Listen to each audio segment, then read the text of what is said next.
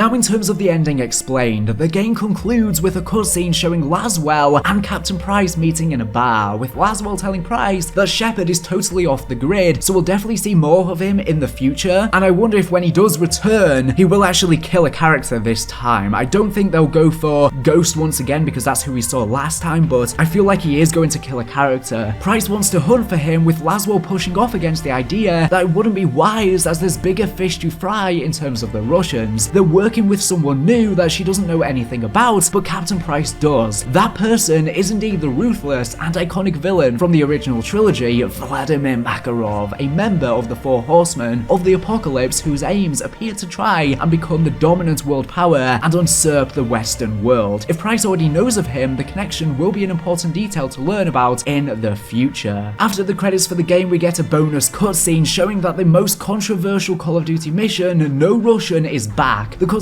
shows a group of Russian ultranationalists on a flight that they are about to terrorize. One member of this group of extremists actually puts together a weapon combining 3D printed parts, which I found to be a neat detail with it being Modern Warfare after all. They sure as do need to utilize modern technology. He receives a text with the message ready and he replies no Russian, and the contact who messaged him is labeled as M, so Makarov is likely who sent this text, commanding the team remotely. Unless he is also on the plane, but I don't think so. We even actually see a shot of Makarov when Laswell hands Soap the file, but we don't really get to see a clear view of it. I wonder how he's going to look in this game though. The original Makarov in the original trilogy looked and was so menacing. This Makarov needs to be just as, if not more menacing, to hold up to the reputation of the original. This unknown person then puts his phone in a glass of water to fry it, severing any way for someone to track it or recover the messages. How exactly will this new No Russian experience play out? The original took place in an airport and saw the group gun down all the civilians in an airport to try and pin it on the Americans, hence the term No Russian, as they wanted no connection to be known by the public to them. This time they are taking hostage of this plane. What they intend to do with it is currently a mystery. I could see this potentially leading to a World War III scenario though, which will probably be something explored in the sequel. So here's the thing, this cutscene could be teasing a few possible things. We know that raids are coming to the game in Season 1 Reloaded on December 14th. They'll continue the campaign story. These are puzzle solving 3-player quests. Maybe we could see a No Russian raid, but I don't think this is going to be the case though. I think they're going to save it for something bigger, but we'll have to wait and see. Alternatively, it's rumored that there'll be a huge expansion coming to the game in its year 2 that you have to pay for, and in addition to this you'll get a bunch of classic remastered multiplayer maps as well as campaign DLC. Maybe that's what this could be for, as we won't see Treyarch's next game until 2024 apparently, so this will fill the gap and essentially be a whole other game. That means Modern Warfare 3 could essentially just be DLC for Modern Warfare 2, or in fact this cutscene could indeed be teasing the next Modern Warfare game. I honestly don't know which is going to be the better scenario. Spec Ops will also be getting a few missions on launch played on the Al Mazrah Warzone map, so I'm expecting Spec Ops to follow the story of Alcatala after Verdansk was evacuated and nuked, and could see the return of the Wolf and another member of the Four Horsemen, Khalid al-Assad, who is very likely to be Farah's brother Hadir, since he was referred to as a wolf as a child. Spec Ops will have story intel that you can collect that could give more teasers as to Makarov, and we'll probably have lots of intel about Alcatala, and hopefully we will see al-Assad as the main antagonist for Spec Ops. Alternatively, we could see Shadow Company's involvement in Spec Ops, and maybe see the return of Graves or even Shepard. I'm sure Activision probably want them to be operators in the game, because they'll sell a bunch if they had a bundle in the store and they'll make a lot of money. In terms of the fate of Graves, I feel like he is still alive because we never saw his death on screen and just saw the explosions, and like what we saw with Alex in Modern Warfare 2019, he too apparently died due to explosions, but then somehow survived and returned with a prosthetic leg from his injuries. It's a rule of thumb that if a character doesn't die on screen, they are probably still alive. I could be wrong though, of course this is just speculation. I've seen a lot of people speculating that Graves could in fact be Adler's son too, and now that the Black Ops and Modern Warfare storylines are in the same universe, but this does seem like a far-fetched theory because the only basis for this is that they look similar, which isn't enough to create a whole theory about a connection. Interestingly though, Alex is nowhere to be seen in Modern Warfare 2's campaign, which is weird. We learn in Modern Warfare 2019 that he did fake his death and not everyone knows he is still alive. Ghost, for example, thought he was dead, and I also found it interesting that Ghost knows who Alex is. He does also have multiple aliases and often goes undercover. I do wonder if he could be the new Roach in this rebooted universe, since we know he isn't secretly Simon Ghost Riley now like I and a lot of others theorized about in Modern Warfare 2019. This could make sense considering cockroaches can survive in hospital conditions, as he survived the explosions, and he now has a prosthetic leg, and roaches have the ability to regrow legs. We did see a roach charm in Modern Warfare 2019, hinting we'd see a new roach at some point. And Modern Warfare 2019's campaign has this random joke which seems to imply that Alex could indeed speak in British English.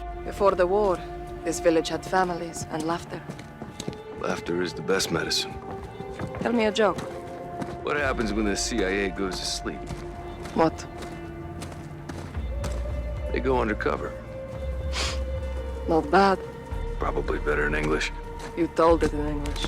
Since Alex is indeed American, this joke doesn't really make much sense, because he did speak in English, but was it just that he was speaking in American English, which this joke is supposed to be regarding as not true English, and British English is the true English? Is that what they're trying to say? And considering the fact that we know that Alex does have multiple different aliases and identities, maybe he has a British alias and identity, since the original Roach was British. But yeah, that's just a theory. I posted a big video about it way back in the day. I might explore that again, since I still do think that this theory is plausible. But again, it's just a theory. I did see this other theory from COD Lore Facts on Twitter as to the whereabouts of Alex, and I think this is a solid theory. Whether or not he is indeed Roach, it doesn't really matter, but he says, what if the reason that we don't hear from Alex in the campaign is that General Shepard has already put him undercover as one of Makarov's men, that being Joseph Allen, and that he's on the plane in the post-credit scene. If this were the case, my guess would be that Shepard would have it done sometime shortly after the missiles were originally stolen, given a pretty good reason as to why he's absent from the entirety of the campaign. The Modern Warfare 2 writers have also said that they want to give an origin story to Simon Ghost Riley 2, whether this prequel will be a whole new game, a campaign DLC, or just a spin-off comic book or something extra outside of the game, like within the original trilogy they did a Simon Ghost Riley comic, but it's currently unknown how they want to do this Ghost origin story, but I guess it's just in the talks right now with nothing confirmed. The Ghost of Hope did say something interesting on Twitter as to how the story will continue in its post-launch, and I do agree with this. He says Raids will probably continue the Task Force 141 side of things,